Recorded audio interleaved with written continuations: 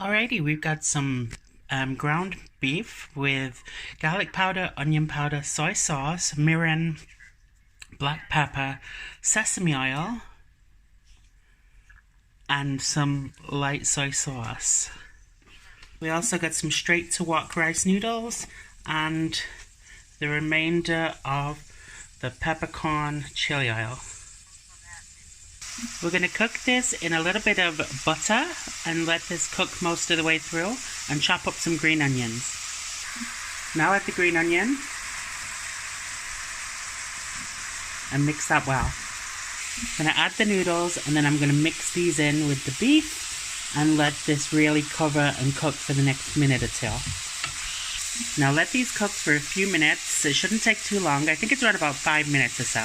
But we really want to just make sure they cook through, but not too much, obviously.